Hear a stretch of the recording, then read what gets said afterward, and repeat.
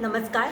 शिल्पा मकरंद गोखले या माझ्या यूट्यूब चॅनलवर सर्वांचं स्वागत आहे. श्रोते हो, आज मी सर्जनशीलता या विषयावर बोलणार आहे. सर्जनशीलता म्हणजे काय, तर छोटी मोठी कोणतीही कलाकृती उत्कटतेने, अगदी जीव ओतून आणि कल्पकतेने आणि कलात्मकतेने सादर करणं. आणि अहो, सर्जनशीलता सगळ्यांमध्ये असते. म्हणजे अगदी कुंभारापासून कवीपर्यंत किंवा साध्या शिक्षकापासून खूप मोठ्या वैज्ञानिकापर्यंत. पण लेखक, कवी, चित्रकार, शिल्पकार, गायक, वादक, नर्तक किंवा कलाकार, सिनेमात काम करणारे, अशा थोडक्यांमध्येच ही सर्जनशीलता असते असा बऱ्याचदा आपला गैरसमज झालेला असतो.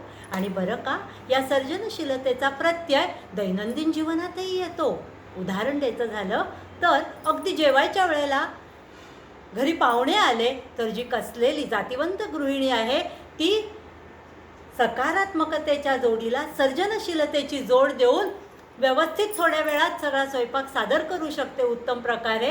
यावरून talents differ, all is well Wien wisely put या वाक्याचा प्रत्यय येतो. आणि बरं का, शिक्षण आणि सर्जनशीलता याचा तसा काहीच संबंध नाही.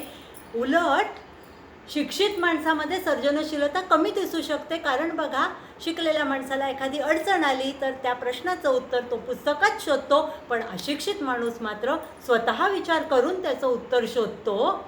आणि तेव्हा हेच सांगायचं आहे की प्रत्येकात सर्जनशीलता थोड्या मोठ्या प्रमाणात आहेच आहे, पण वापर न केल्याने ती आपली सर्जनशीलता, देवाने दिलेल्या देणगीचा आपण नाश करून टाकतो.